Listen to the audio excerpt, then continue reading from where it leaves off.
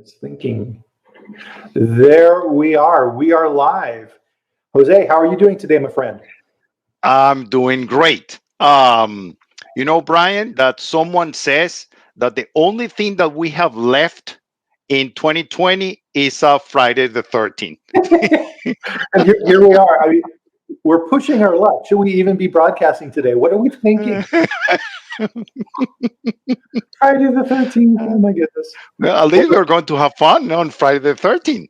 Yeah, I saw a meme on LinkedIn yesterday. It's like, what else can go wrong? Oh, Thanksgiving is coming, and then it showed like a Godzilla scene, and they had a giant turkey destroying the city. So that's the next thing to come.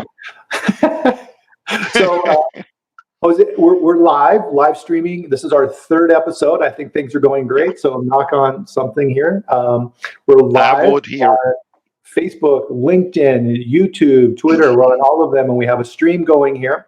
So please, in the stream, say hello. We'd love to see the people we're talking with. And at the end of our talk here today, we're going to also be taking questions on food safety and today's topic, which is, what are we talking about today, Jose?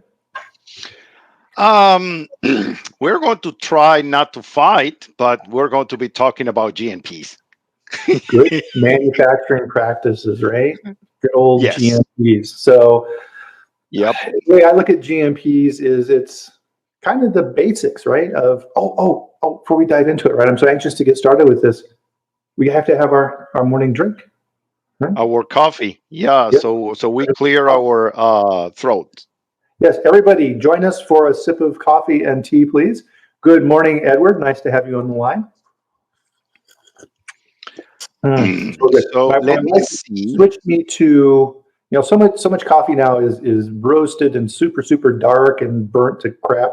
My wife has me drinking more of a mild roast now, and I'm liking it. It's good. I was able to open up in my second screen, Brian, like I mentioned, the live chat, so I can see what you guys are, saying or posting or something like that. Excellent. So Scott's So joined Colorado. look at this. So hey, Scott, I'm in Colorado too. I'm in Loveland, so up by Fort Collins, Ohio. Jacqueline's in Ohio. So of course Jose is in lovely sunny Florida. Now you're kind of by Miami, right? Is that right? I'm about 30 minutes, half an hour from Miami's airport. Nice. Good distance for a consultant like us. We have to be close to the airports. Maria's joining us from Indianapolis. Welcome. Glad to have you guys here. So before I was trying to dive in too fast, had to have our coffee, back on track, doing good.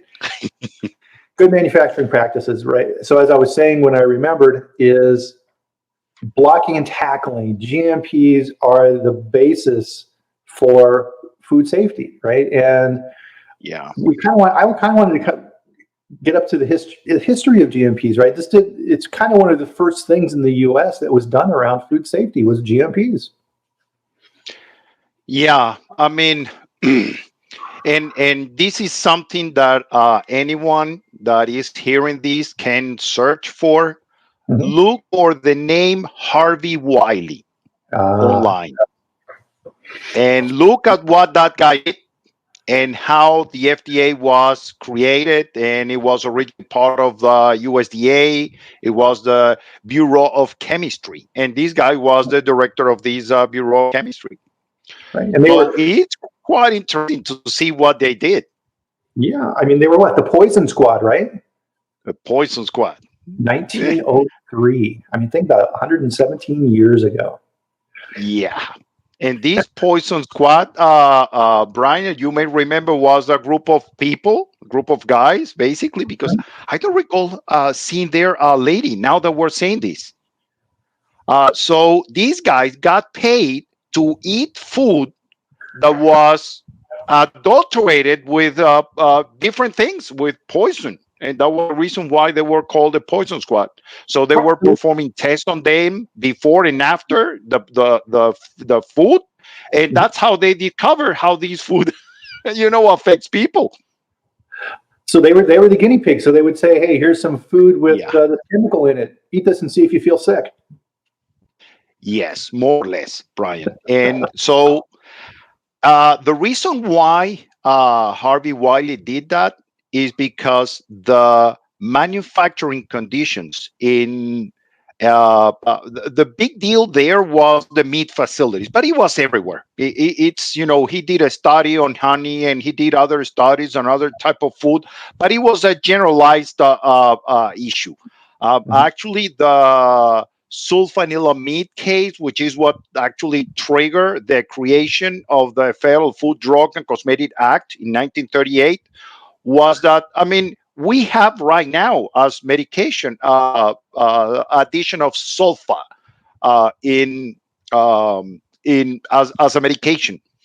And the thing is that they, in order to dilute that product, because it was given as a dry, I don't know, pill, I'm going to say, in order to dilute that, you know what they did? They use the same liquid that we add right now to the radiators of our car. That's how they dilute Right. that, Ethylene glycol. Right? drug. Yeah. So it was terrible, you know. Yeah. Yeah. Kids died, right? Yes, yes, a lot of kids died. Also adults, but I mean, it was bad. So that's a reason for regulation that we have right now, Brian. Mhm. Now, look at this. If you go right now to 21 CFR, 21 United States Code, this is law, Yeah. 9, which is the Federal Food, Drug, and Cosmetic Act, in section 300 and, let me tell you, 341 Mhm. is the first section for food. It says that we need to define what is our product. This was part of our conversation last week. So once we have a specifications for the finished product, section 342 says, well, if you're not in with the specification of the product you're making, then let me define what is adulteration in 342, and Mhm. then section 343 defines what is misbranding. Mhm. And one of the definitions of adulteration, which is the one that is our topic for this week, is if anyone is identified work under insanitary conditions, the products are by default adulterated. Right. No matter if they are adulterated with filth or if they are adulterated with anything that is going to be a hazard, may cause illness or injury. Right. The key here, what we need to understand here for as a basis, as a start point for the GMPs, is that these sanitary conditions that we need to attain, they are the GMPs. As long as we are in full compliance with the GMPs applicable to your products and your processes, no matter if you do dietary supplements, if you do food, if you do, hey, by the way, drugs and animal feed and so on, they all have their own specific, eventually, GMPs, but those are the minimum conditions for anyone to maintain sanitary conditions at the facility. Right. Well, what's interesting too, this is what's kind of cool about this is looking this from a historical perspective, is the terms that are written in the law. Right. These are very 20th century, 1890s, 1900s terms. Right. We don't in our day-to-day life talk about filth and insanitary conditions. Right. But these things are written in the law and they've been pulled through over 100 years. Right. Because filth. Right. And people don't know this, and they're probably going to go, "Oh," when they hear this from me, but there are limits that were created during these times around filth within different products. So they would take, right? So that all of a sudden they had microscopes. So they would start looking at grains and different things under microscopes and say, ooh, what's this stuff? Oh, that's a bug leg. Okay. What's this? Oh, that's a hair. Okay. Well, what's this? Right. And they realized that these things that they couldn't see were there. And so they started putting limits around how much filth was allowed in different things, which as people who eat food, we're kind of like, wow, that's kind of gross. Yep. So actually, look at this.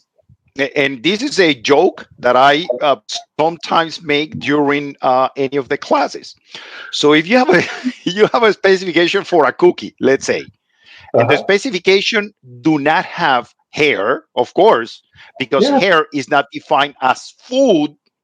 When you go to the definition of food, hair is not food. So Okay. you cannot make with food with something that is with an ingredient that is not food. That's here. So if you have hair in your product and the specification do not have hair as one of the ingredients, your product is adulterated by default. Yeah. Okay, simple as that. Right. Now, if you try to play, wiser than the law, and you say, you know what, I'm going to add on purpose hair to the list of ingredients because I don't want to pay for hairnets. Say that I'm crazy like that. Well, at that point, your product is misbranded because you are using an ingredient that is not approved to be used in the production of food. Right. So they get you both ways. They gotcha. Well, and really, I mean, so from a mechanical standpoint of how the law works, when FDA goes through a process, right, when they're inspecting your facility and look at these type of things, and when you see write-ups, that's the terminology that the FDA references back to. Your product is, Yes. contains filth, manufactured under insanitary conditions. Therefore, your product is, to your point, Jose, adulterated and or misbranded under section yada yada yada, right?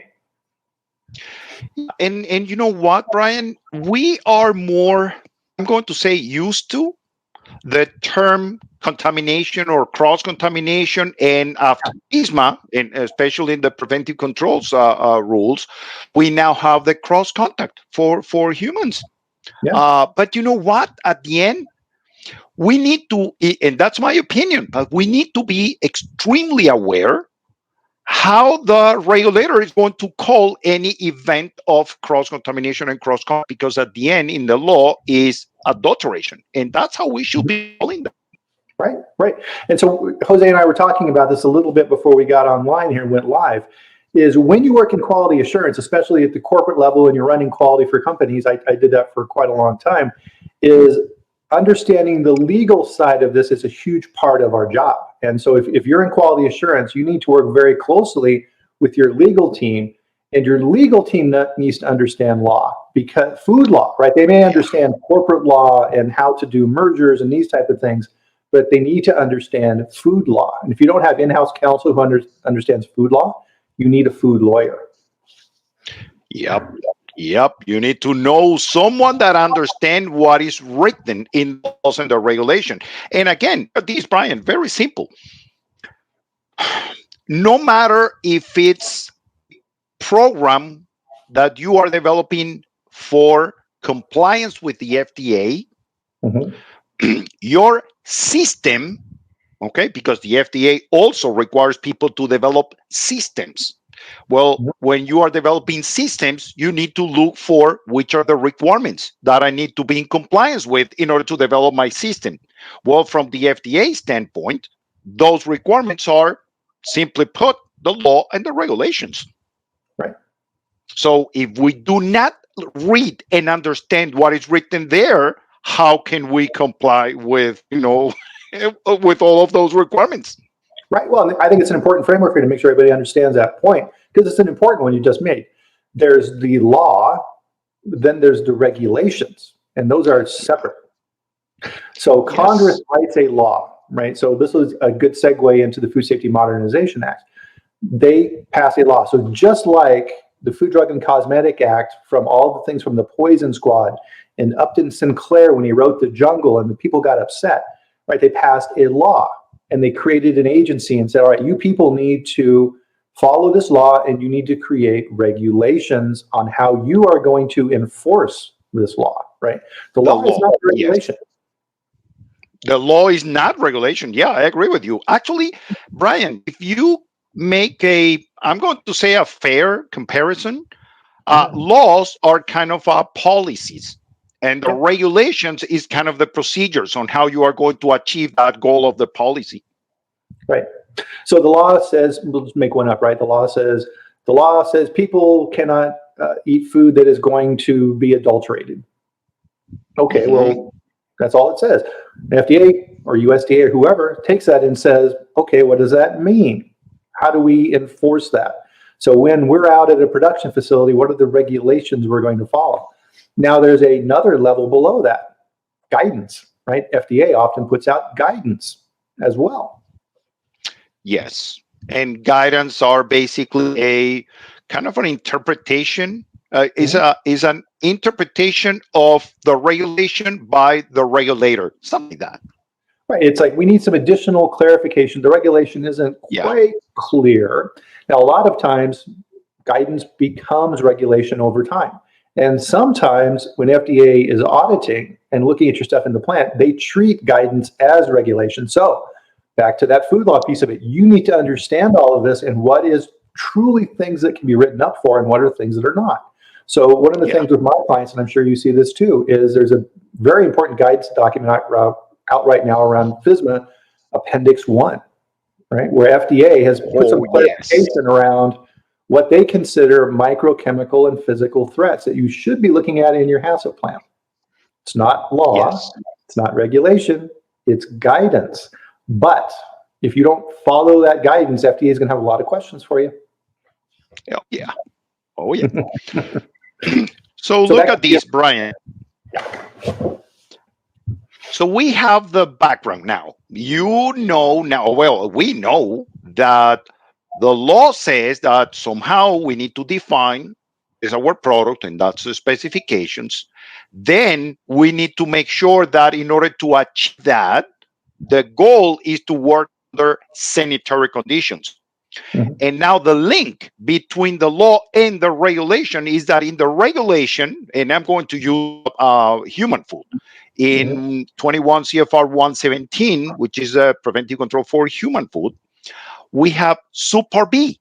In Subpart B, we have everything that is required to maintain sanitary conditions, which is what the law requires. Right. And those sanitary conditions is called the current good manufacturing practice. Right. And it used to be a separate section in the law because it predated Food Safety Modernization Act. But when they wrote that, they said, we need to include this in that, right? So they rewrote the GMPs. It's been a long time since they've done anything with it, and put that inside of 117 with the different subparts, A through G, right? Yes. Actually, before 117, Brian, remember that we have 110. 110. And if you look at 110 and 117 Subpart B, and you kind of try to match, those sections are exactly the same. Personal, and then plant grounds, and then sanitation controls in sanitary facilities and equipment, and so on.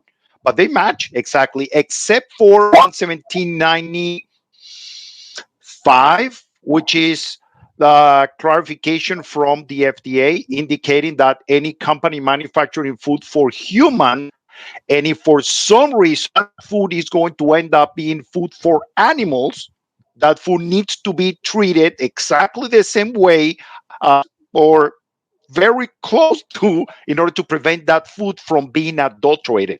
Because, by the way, Brian, remember that the definition of food includes humans and animals. So whenever a product is adulterated for humans, it could be adulterated for us too. Right.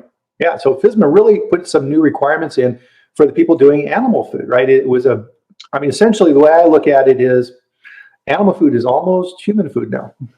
Regulatory. Almost. Yeah.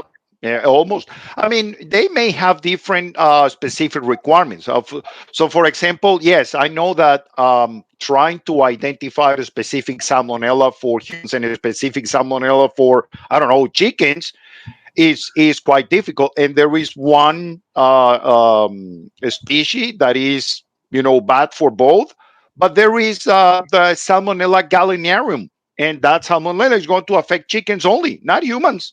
Now, can you actually detect that at the facility? No, you just need to maintain sanitary conditions to prevent any presence of any type of salmonella.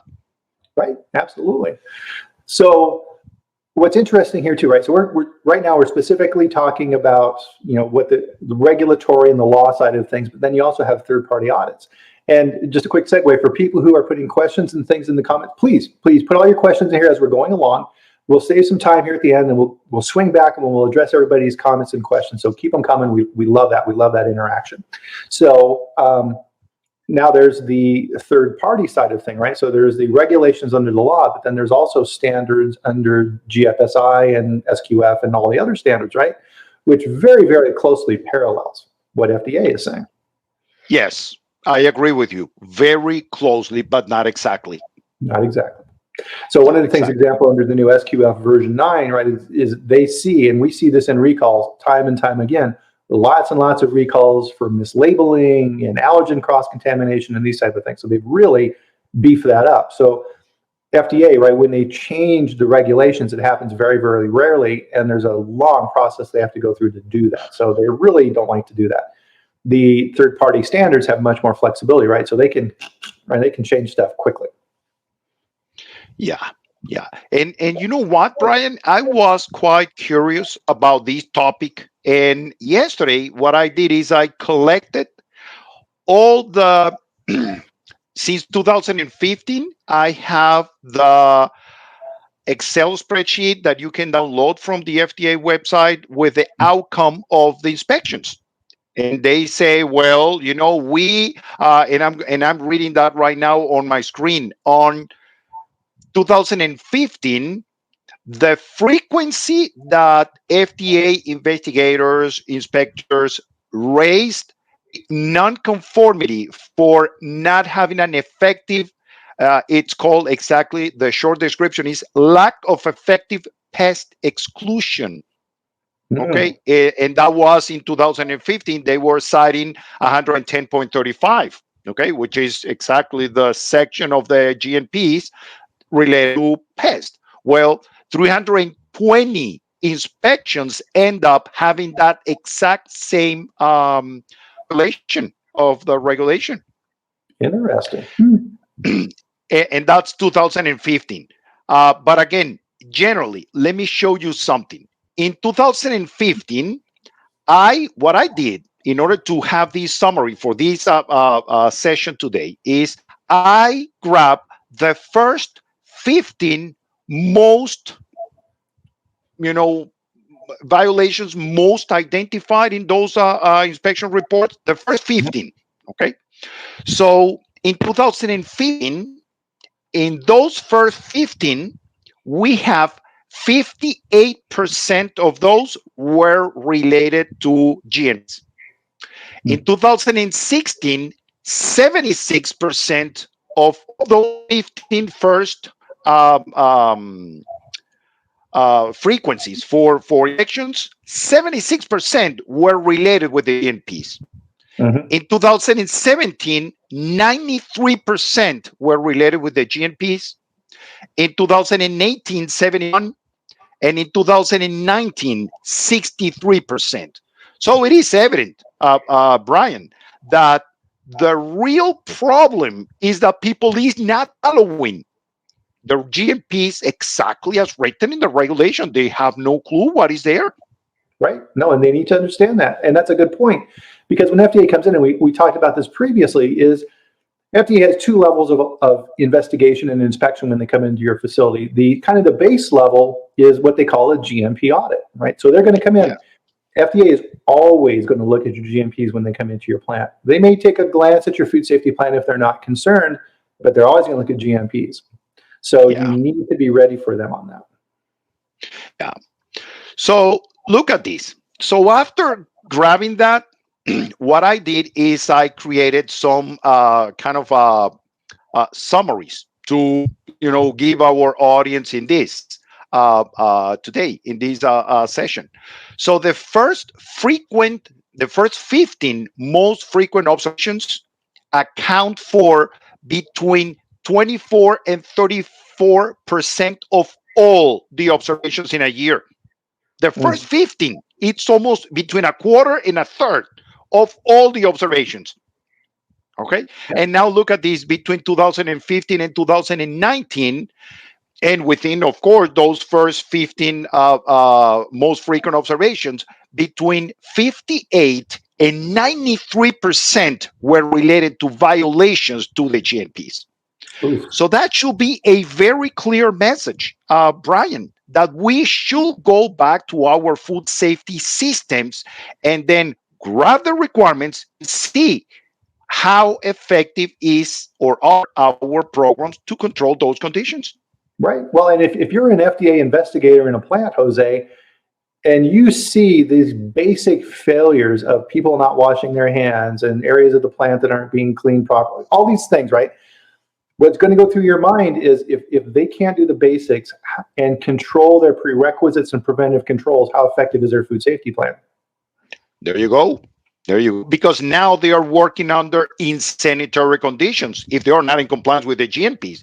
And that will automatically trigger that, well, you know what? Your product is adulterated because you cannot work under insanitary conditions. Right. And then you're going to get a 483 or worse, a warning letter. Yep. So you know what I did, Brian, after going through that assessment is I said, well, let me grab something that will somehow match with the requirements in the GMPs. And I just choose as a general, approach, observations related with Pearl, which is now in 17.10, observations related with the plant construct design, which are related with 117.20, observations related with the cleanliness of the facility, observation related with pest control, and observation related with the. And look at this. I'm going first to the totals. The reason number one why the FDA has been raising observations between 2015 and 2019 is pest control. Yeah. With 2,378 different inspections raising violations of pest control. The second category was cleanliness. The facility was not enough, and that was 2003 inspections.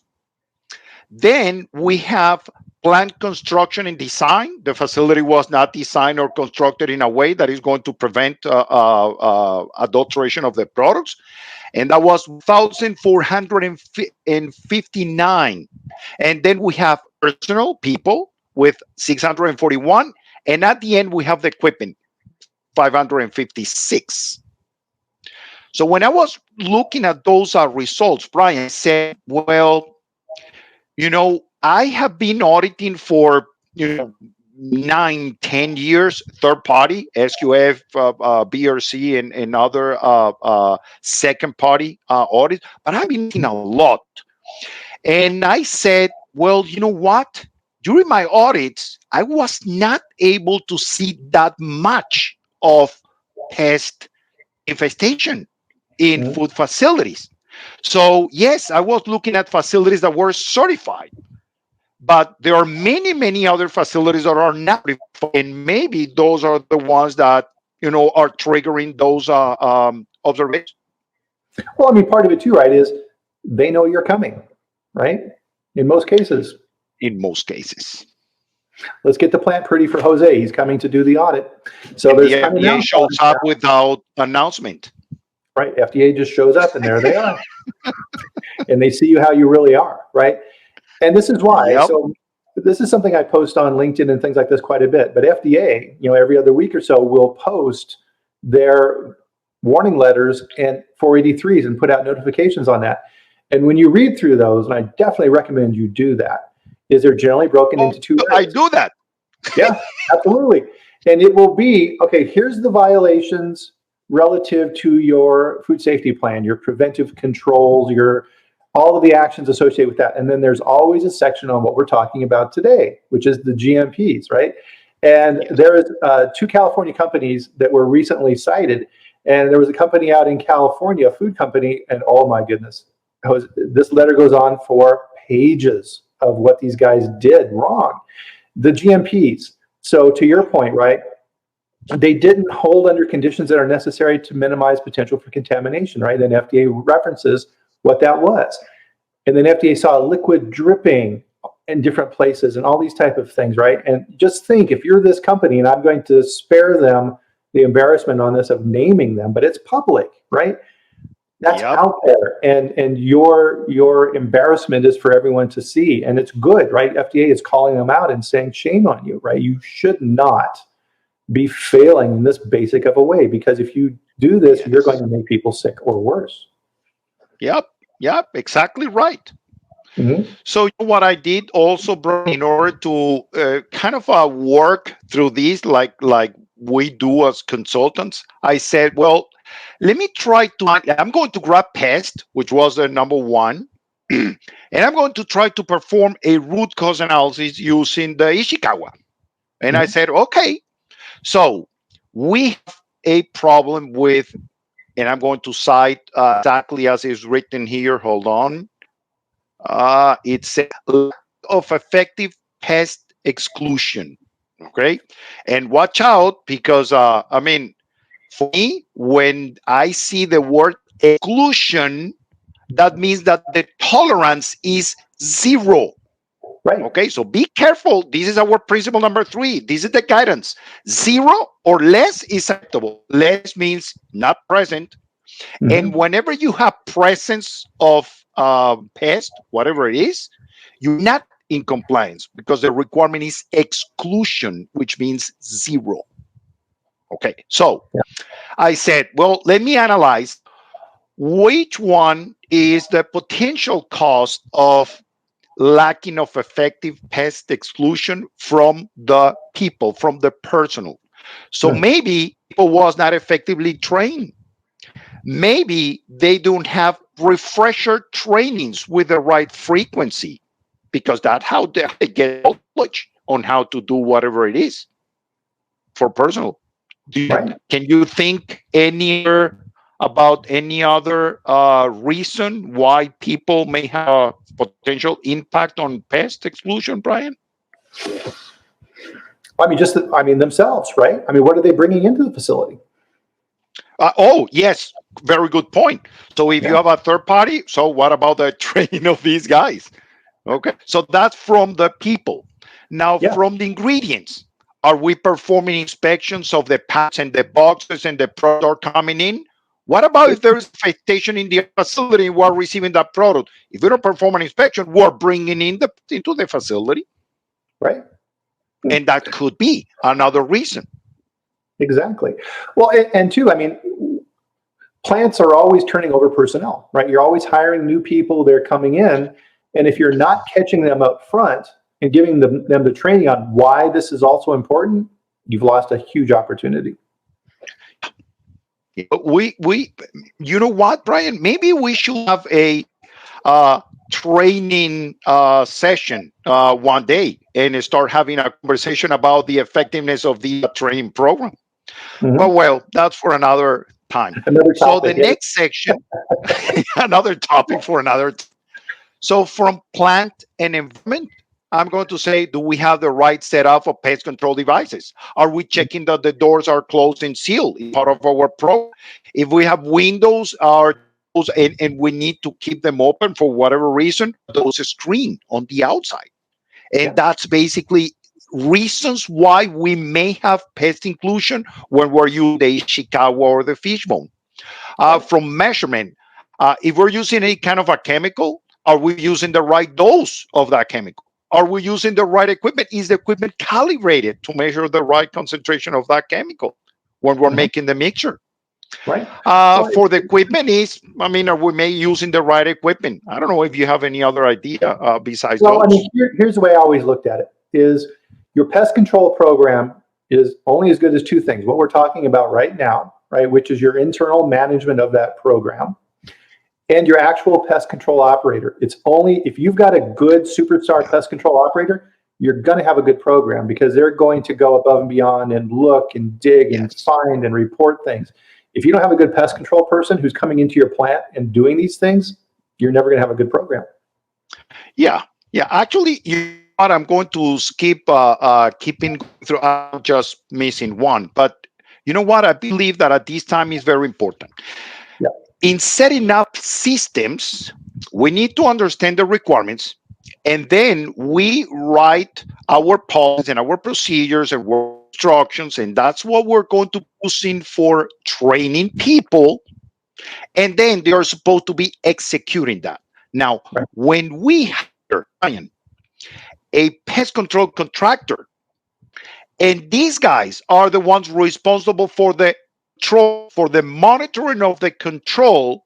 That doesn't mean that they are responsible for the verification. it is our responsibility to make sure the program is effective. The way that you're setting up that is effective is a responsibility of the company, and that you are verifying that that program is being performed exactly as written. Mm-hmm. Absolutely. So the responsibility is 100% the pest control company. Right. It's on your desk. Absolutely. So, right, we're covering a ton of ground here. And so part of what I think would be good to kind of circle this up, Jose, and kind of bookend this for our audience here is what we're doing is we're giving you a lot of tools that you can use internally, because you have to sell this, right? You have to talk with your boss and the VP of operations and all these other people and show them why, as quality people and food safety professionals, we need the resources to maintain these programs, right? We have to have training systems. We have to have a clean plant. We have to have good pest control programs in place, all these things, because FDA is looking at these very closely. And if you don't have that foundation in place, you're not going to do well during the audit. You have to constantly update this. And the data and the information that we're talking about here today is it's like an arrow in your quiver that you can use to help show the rest of the company why this is so important. Yeah, actually, just because of your your opinion about these, Brian, right now, I will say that this is also, again, and this is something we discussed last week, but again, this is also part of the food safety culture. Senior management needs to understand all of these requirements and the effectiveness of those programs in order to make sure that the facility remains in full compliance. The FDA makes strictly the owner is strictly responsible for everything. Any 483 or in any warning letter, the name that is there is the most senior person at the facility. Right. Here's a little tip on that side of what I used to do in my plants. So I would make sure in my plants, I would teach my quality managers that everybody is responsible for this. The supervisors, the managers, everybody in the plant. If I am the supervisor of production and I have a team of people, he is responsible for maintaining the GMPs and the other activities within his area, not me. He is. Yes. So what I would do when I would tour a plant, if I saw GMPs being violated, so let's say somebody didn't have their hairnet on quite right or something, something not really serious, I would go over to the supervisor. I wouldn't go and talk with that person and correct it. I would go and talk with the supervisor and say, so you're responsible for this area? Yes, yep, this is my area. And your people follow GMPs, right? Oh, absolutely, we follow GMPs. Well, can you please explain to me why that person doesn't know how to wear their hairnet right? And their eyes get big and they're embarrassed, right? And they go and they fix that immediately. What happens then is after I leave, that's the important part, right? So now the supervisor talks with that employee and says, that was the VP of QA, and he just made me look really bad. I'm watching you. You need to follow GMPs, right? So now I've recruited that supervisor to maintaining them GMPs, and it's not my strict, it's just not my role. And you need to, and this is your point on food safety culture, Jose, because it's super important, right? That's how you begin building this, right? It's not just us, it's everyone in the facility. What you just mentioned is called empowerment in the food safety culture. It's exactly right. Absolutely.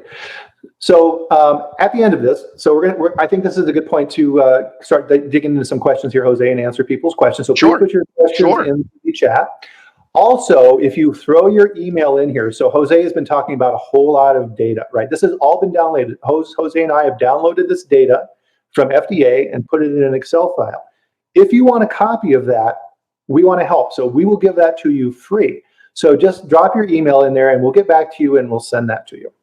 So let's look at some questions here and go back through the stream, seeing some friendly names and people we know. Melody, so amazing to see you here. Thank you. Tunisia, wow, somebody in Tunisia, love it. That's great because their food safety programs, if they're bringing food into the U.S., foreign supplier, right? They need to comply. Let's see. So LinkedIn user here. So we were talking earlier about law and policy and things like that. So comment here, law is not policy. Policy is the interpretation of the law applicability, right? Yeah, I mean, we're kind of speaking anecdotally here, right? We're not strictly speaking legal terms. So that's a valid point. Guidance cannot be written on 483s. True, but guidance will 100%. lead the investigator to find things that they can write up under the regulation. So if under Appendix 1, you are not, let's say, for example, under Appendix 1, you're producing a product and FDA is recommending under the hazard analysis for micro that you should be looking at salmonella, and you didn't look at salmonella, FDA is going to have a lot of questions for you. Why did you look at that for your product? And you know what, Brian? FDA is going to raise a nonconformity against 117.130. No, 130 is a hazard analysis. Hmm? Yes. I think so, yeah. And they are going to be raising a nonconformity against your hazard analysis because that you that guidance. Now, yes, and that is who? Luis. So yes, the guidance is not going to be cited in a 483, but they're going to find a match in relation that is applicable to that failure that they saw. Yep, absolutely. So let's see. So Andrew here is saying, it seems like third parties might have made themselves compliant with FDA and USDA and then added some. Maybe if you are third party compliant, you are probably FDA and USDA compliant. You need to look at both. Don't take the risk, right? There's gaps. You need to be. There are gaps. They are not exactly the same. And you guys need to read the key here. And this is something that I'm always using in my classes, Brian. You need to have a copy of the regulation and you need to have a copy of whatever is the standard, the scheme that you're following, BRC, SQF, FSSC, whatever it is. Read it and look for the intention in each and every single statement. Right.